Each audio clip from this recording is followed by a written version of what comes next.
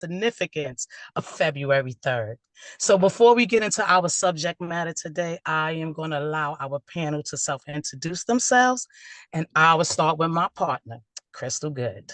Ah, thank you, Dr. Smith. My name is Crystal Good. I'm going to be hosting tonight. We're having a few little technical challenges getting some folks in, but we've got two wonderful historians with us today.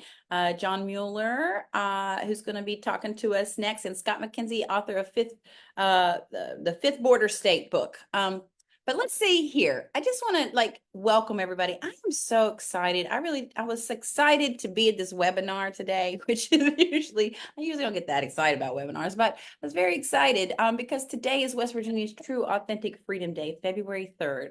And what this date is, it marks the day when West Virginia, and we were once a slaveholding state, right? Both as Virginia and West Virginia.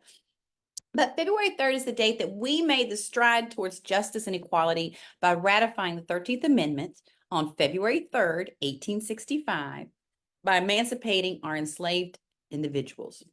This day predated the renowned Juneteenth, which is now is another date in history, and it represents a turning point for our state's journey to tell the truth, right? And yesterday at the Capitol, we were so thankful for Delegate Sean Hornbuckle to take a step in making a proclamation for January 3rd to be West Virginia's true Freedom Day. So we're going to hear a little bit more about this. We're going to hear a little bit more about why we haven't heard about this from our historians today. But one of the things that's very important for me as founder and publisher of Black by God is to talk about the power of the Black press. Because Freedom Day really initiated last year when Black by God authored a piece really challenging Governor Justice. Why are we celebrating Juneteenth and not our own Freedom Day, right? And here we are, right, celebrating our own Freedom Day. And hopefully this will be a tradition that many will continue, because February 3rd, 1865 is the day that enslaved human beings in West Virginia, and there were 21,000, met their freedom. And I am proud to be the descendants of those folks here, and proud to celebrate that challenging history, but that true history. And it's very, very important that West Virginia tells its true history. It is a false misnomer to say that West Virginia seceded from Virginia because we didn't want slaves, right? 21,000 people here in 1865 might disagree. But let's get started with the program today. That's just a little bit of a foundation. Delegate Larry Rowe may pop in and talk to us. He's traveling, but Delegate Larry Rowe has House Bill 4254, which is a bill to make February 3rd a federal or a state holiday, which I hope that happens, because we got Juneteenth as a holiday, and we're proud to represent with our brother in Texas, but it's important that we celebrate our own day. So we hope that Larry Rowe will come on and talk to us about House Bill 4254, but if not, we'll put that link over in the chat. And before we bring John on, we're going to play a little video of Delegate Hornbuckle reading the proclamation yesterday.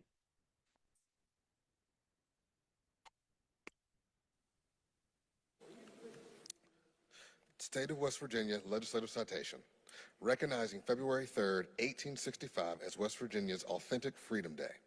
Whereas West Virginia entered the federal union as a slavery state, and no enslaved person born prior to July 4th, 1863 could be free until 1867.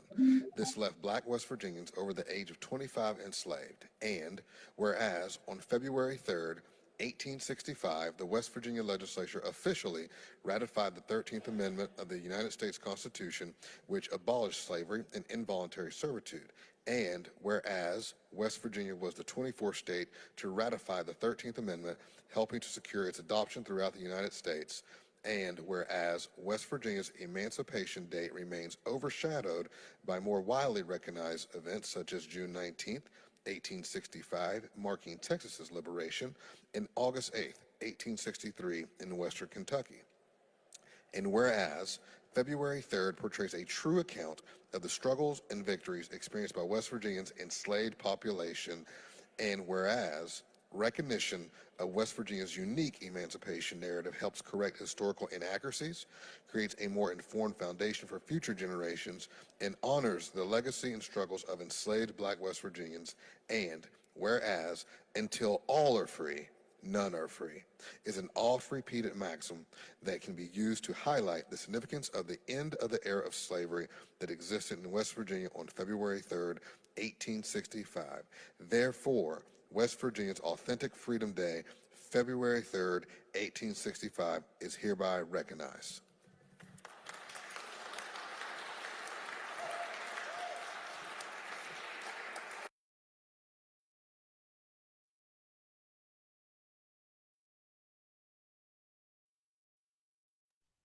There we go.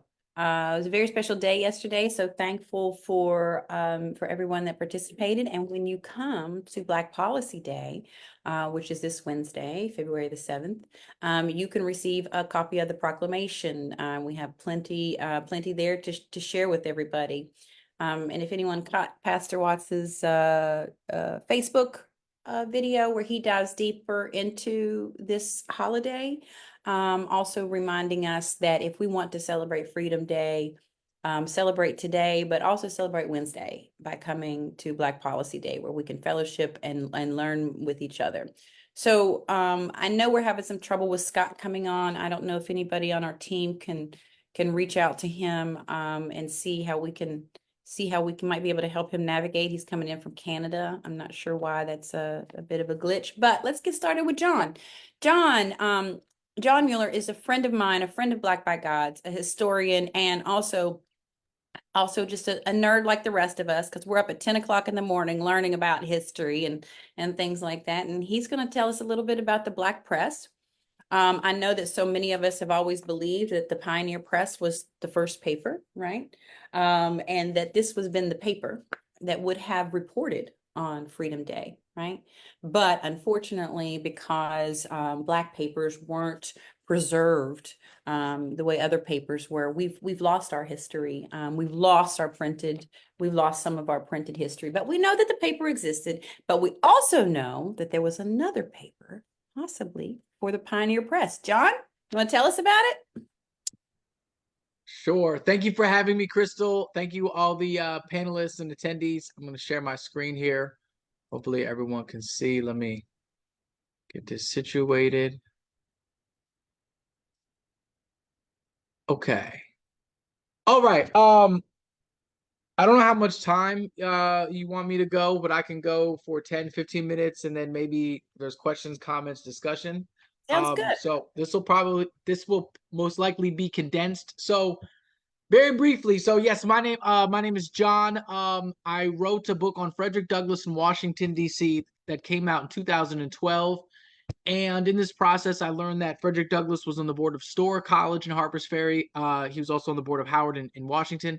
So about 10 years ago or so, I started to kind of look into Frederick Douglass in West Virginia. So when I start to do that, you start to learn more about these leading Black religious folks, Black teachers, early Black politicians, and Black journalists. Douglass had many connections with these gentlemen and their papers. And I don't know, Crystal, actually, when you exactly launched your publication, but pretty early on, I somehow kind of just saw it on Twitter or Facebook or heard about it. And so we connected pretty early on, and I just commended and applauded Crystal. I said, wow, this is like historic what you're doing. And there's kind of this legacy and tradition that you're following the footsteps. And you were very open to it. And so I appreciate using your platforms and sharing your the audience that you've built up. You've shared with them some of this history that I've kind of been working on and off in different ways for many years now. And it's a very expansive, interesting history that I'm not a native West Virginian, but I grew up in kind of the surrounding region. And so some of the geography I'm not exactly it's been an educational process where I have had a chance to visit Wheeling, because that was the capital city when West Virginia is first founded, as everyone knows, and it's not changed till Charleston until 1885. So that is the first newspapers are founded in the capital city to go along with Freedom Day. Frederick Douglass knew some of these early legislators, Arthur Borman, Francis Pierpont, some of the early governors, and these gentlemen were, well, let me just get to I can be very discursive very easily. So I'm very excited to be here. I thank you for having me.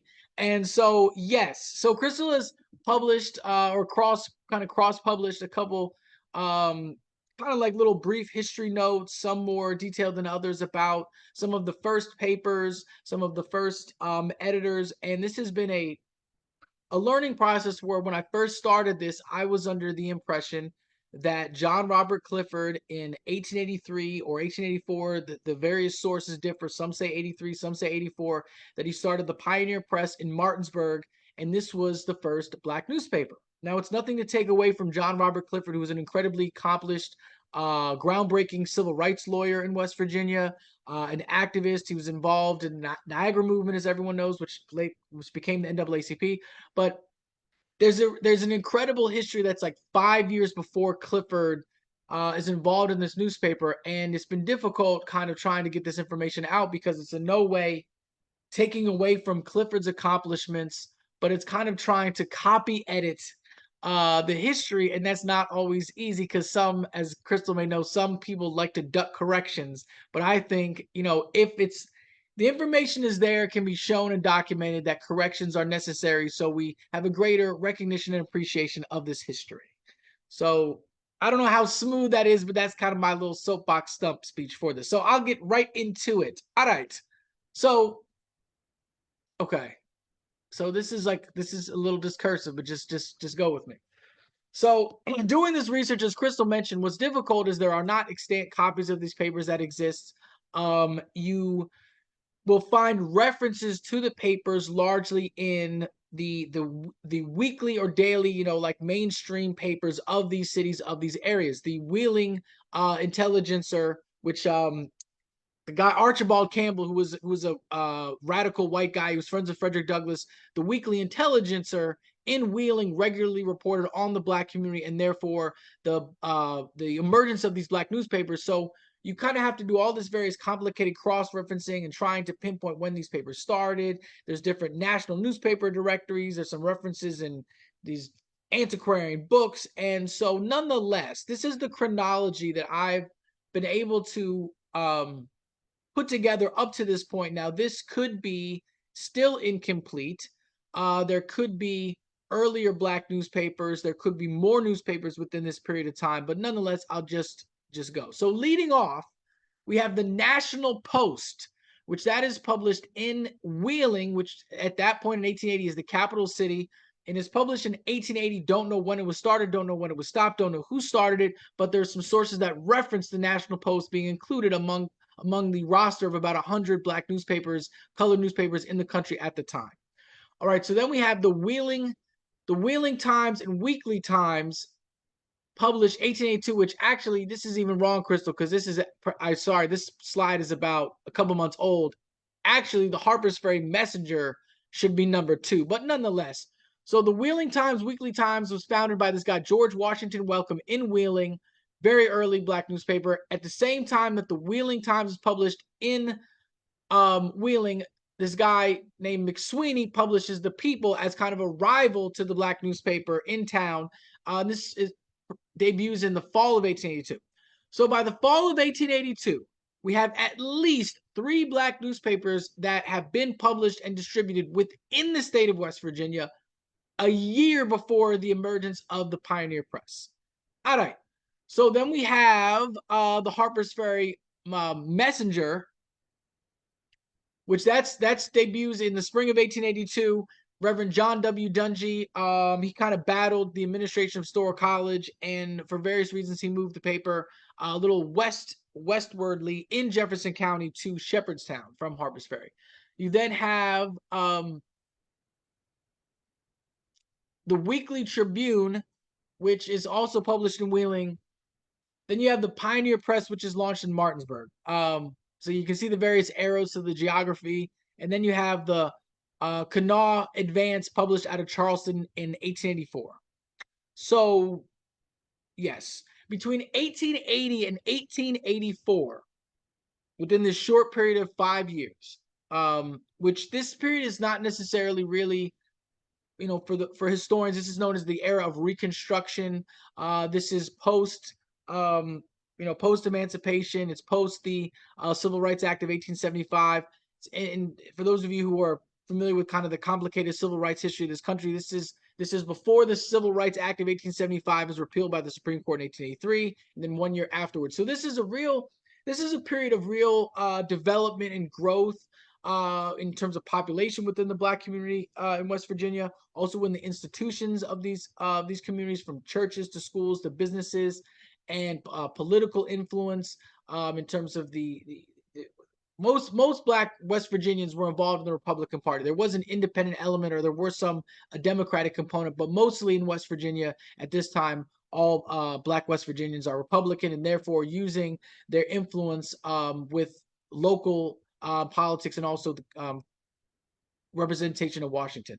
So so this is kind of an unscientific, well, trying to be scientific, but still a little scatter plotted map of the early Black newspapers in West Virginia. John, you're doing great. I just want to jump in real quick on that slide. And as you're moving through, and just, remind folks, yes, you're hearing a lot of dates, right? But as we know from the 1619 project that came out, how important dates are, and that, this is just another reminder that history is always evolving. And, and I don't mean that in the sense of changing, but it's like what we discover. So, just as we have learned to celebrate February 3rd, we're also recognizing that, maybe, and that's no shade here, maybe the Pioneer Press was not the first paper. And according to this research, it looks like it probably was not the first paper in West Virginia. So do we have an idea of what paper would have reported, or would there have been a paper in 1865? That is a great question. In 1865, the only real kind of recognized Black newspapers are in Philadelphia, being the AME Review, paper or two in New York City. There was a paper in Baltimore. And these newspapers covered locally their cities, but also would have covered kind of national politics. But at this, I don't believe I have yet to find information about a Black newspaper that's published and distributed within West Virginia prior to 1880. Now, there are, for example, like a Black newspaper in Richmond that was founded in 1873, they had a correspondent in Wheeling. So you had Black journalists in West Virginia that were sending kind of correspondence or Wheeling letters or dispatches to Black newspapers in Baltimore, New York, Philadelphia, Richmond. This is by the early 1870s. Then you also, by mid 1870s, you have Chicago has a newspaper. So yeah, I mean, some of this is still to be determined. Okay. Well, I didn't want to get you off track. I just wanted to throw that in there. Please keep going. Okay. Yes, and I'm gonna talk about in just a second also about kind of that history where there were Black newspapers covering West Virginia prior to the establishment of a newspaper in West Virginia, but they had kind of a West Virginia column, if you will. Okay, so I think I messed up my slides. Let me go back. Okay, so yes, really, I'm a Douglasonian at heart in terms of my real focus is Frederick Douglass. And so the way that I came about or stumbled kind of backwards into this is when Frederick Douglass is making various visits to West Virginia, he's frequently in the company or speaking on stage with some of these early editors and publishers and journalists. And just in the interest of time, I'm just going to skip over this, but you can see that the map of the first generation of colored newspapers in West Virginia closely aligns with Douglass's visits. Whoops, you'll see kind of close. All right. So as I mentioned earlier, you have Black journalists in West Virginia. Unfortunately, Crystal, I really don't know, like 1860s, 1870s, who some of these individuals may be. I just haven't like really dug deep enough to find who those like correspondents or editorial or letter writers would have been. But those West Virginia letter writers would have been sending their correspondence to John Wesley Cromwell on the left. Publishes the People's Advocate. It is launched in Alexandria, Virginia, 1876, quickly moves across the Potomac River into Washington City. And so the People's Advocate is published from 1876 until the early 1900s.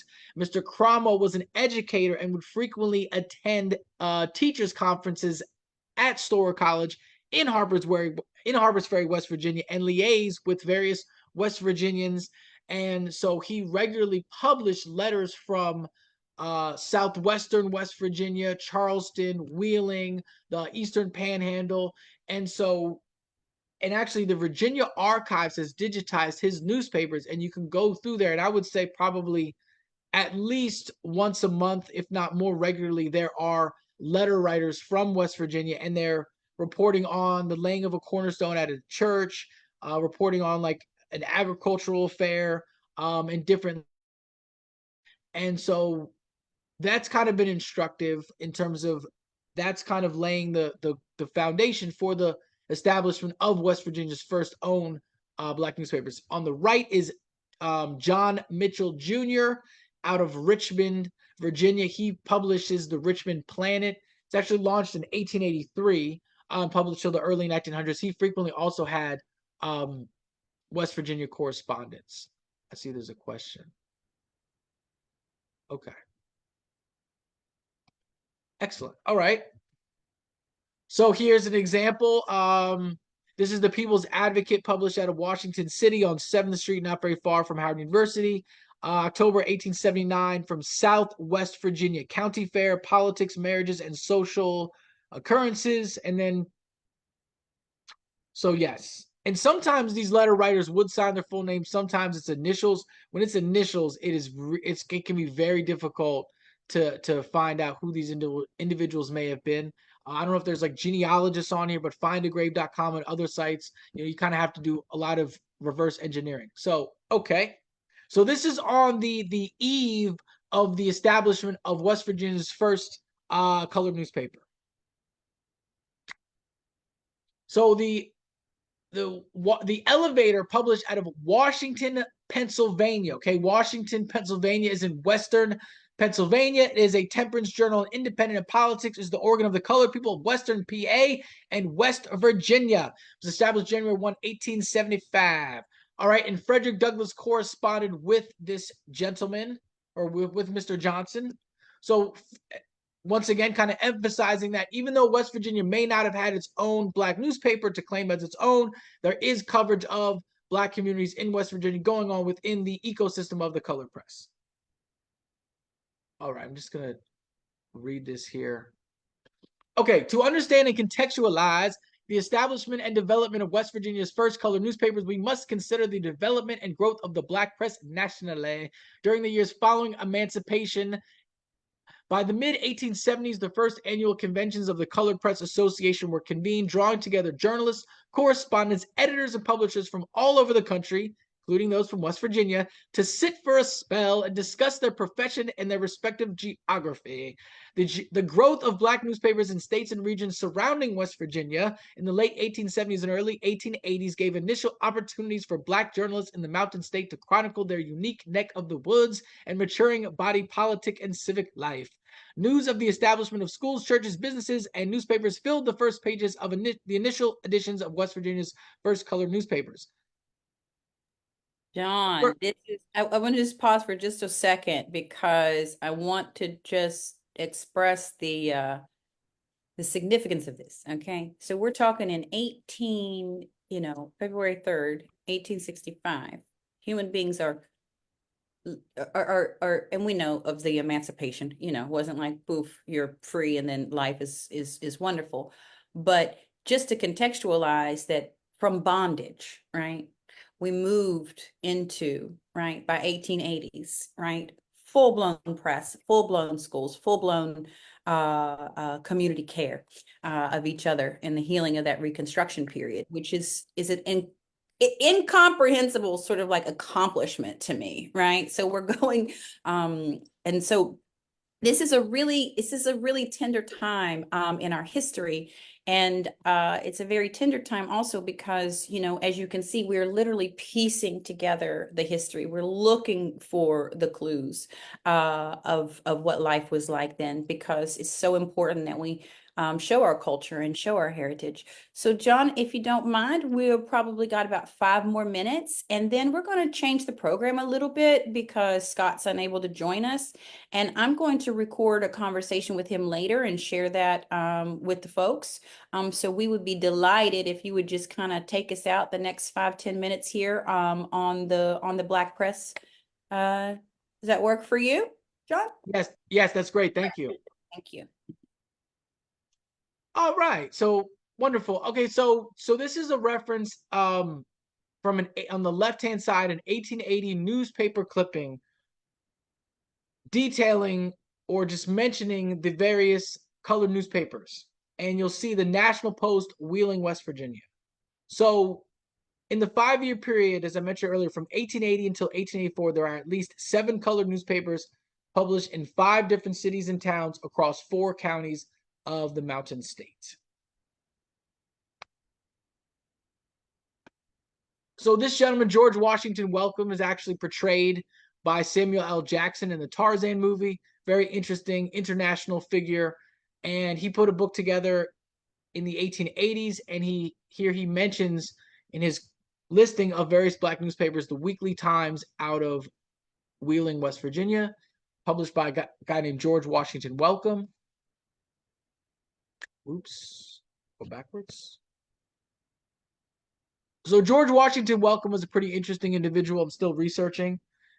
William Calvin Chase, who published the Washington Bee in Washington, D.C., has a little mention here where he talks about Mr. Welcome's apprenticeship as a printer in the Toledo commercial office, and just talks about he's a gentleman with common sense and good nature, education, all combined, you see, and thus we have a man that all can respect, and we wish the most abundant success upon him. All right. Harpers Ferry Messenger. This is kind of interesting. I'm just going to move forward through this because this is really discursive. Where George Washington Welcome, who was one of the earliest black publishers in West Virginia, actually died tragically in a train accident. All right. So this guy, Reverend John W. Dungy out of Harpers Ferry. He's a pretty interesting guy, politically independent. He's actually featured in William Still's writing about the Underground Railroad. He was someone who had escaped from Virginia and passed through William Still's office in Philadelphia. So post-Civil War, post-emancipation, post-Freedom Day, he establishes the Harpers Ferry Messenger. Now, this is very recently. This is like within the past couple weeks. An original copy of the 4th edition of the Harpers Ferry Messenger from August 1882 was recently located. It's the only known extant edition of the second colored newspaper published in West Virginia. It was launched in the spring of 1882. Harpers Ferry Messenger is not included among the 106 West Virginia newspapers available via the Library of Congress's site, Chronicling America, which is a part of the National Digital Newspaper Program, which is funded by the National Endowment for the Humanities. So Crystal was speaking earlier about getting funding. So I think we need to parlay some sort of grant from the National Endowment for the Humanities so Black by God can be the receiving grant, the recipient of the grant that digitizes this newspaper and adds it to the list on the Chronicling America website. So yes, so this is pretty cool. This is an original copy. You see the owner has this signature on the top left-hand side. And this is just a close-up Harpers Ferry Messenger. It's a monthly journal published in the interest and advancement of the colored race and the public welfare at large. Oops. So it's kind of interesting where you had these different factions within the black community in Wheeling. And in 1882, 1883, there are a couple different newspapers published, and they're essentially published by gentlemen who had, certain disagreements with each other and they had the financing, what's interesting is Alexander de Tocqueville in his writing on America says, like in Europe, that you could only be a journalist or involved in journalism if you were kind of born into it and born into that journalistic aristocracy in Europe, where in America, if you had enough money and financing to buy a printing press and enough money to buy ink and paper, you were therefore a journalist. So the ability to be a journalist is kind of a very democratic process.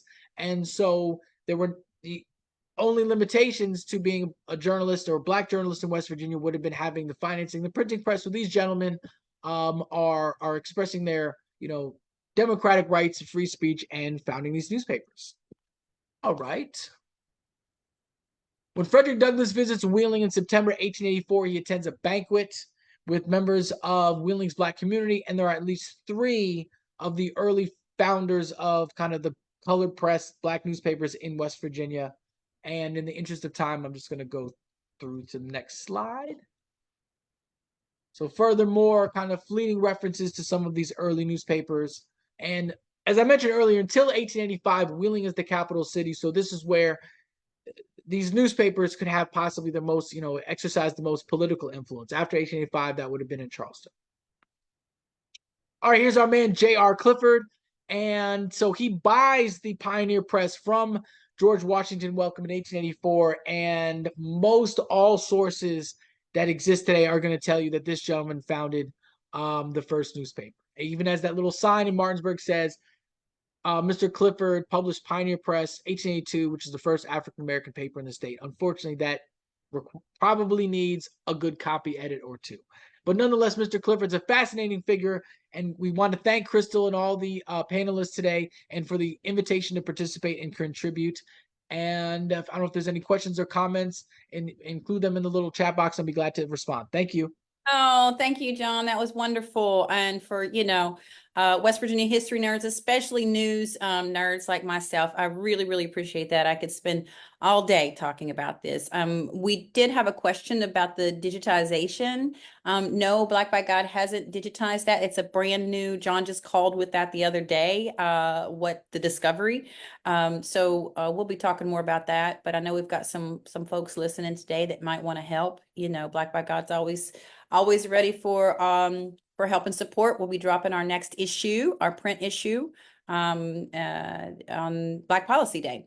So really appreciate everybody's flexibility here. Scott's coming in from Canada. We had a little bit of a challenge getting him into the Zoom. So Scott and I are going to record our conversation about February 3rd later this evening, and we'll put it out across our platforms so you all can enjoy that whenever. But we sure do appreciate John Mueller, historian, coming in, and please go to Black by God and read his articles on there and challenge us. One of the things that I love about history and I love about being a journalist is, we can find room for correction, and we can find room for new information that helps us tell a better and more robust story. So John, I appreciate your time, and I know that you'd be willing to speak to anybody about this subject as you're passionate about it as I am. And so with that, I will let you all know we will be recording a call with Scott later this afternoon. We'll put it out across socials to talk more about February 3rd. And with that, I'll pass that to my co-host, Dr. Smith, to take us on home. Well, thank you, Crystal, for putting together, but thank you, John, for putting together that presentation. And thank you, Crystal, for bringing him in this space. With knowledge comes power. And as it was stated earlier, that we're in a place now where we're putting together our history. So if you don't understand where you're from, then how could you understand where you're going? So we're thankful for creating this space. And as we continue to grow, we will continue to create these spaces. And we thank you all for being with us this morning. We're going to give you back a few minutes of your time, but we just want to encourage you all to come out to Black Policy Day. And not only is it Black Policy Day, it is also Delta Days at the state capitol. It is also the AKA Day at the state capitol, and it's also the Zetas Day at the state capitol. So we are glad that we are coming together collectively to do the work that only we can do. So we invite you there. We'll put it in the chat, the registration, in case you did not register. And we look forward to seeing you all next week. Thank you for joining us, and we'll see you soon. Bye.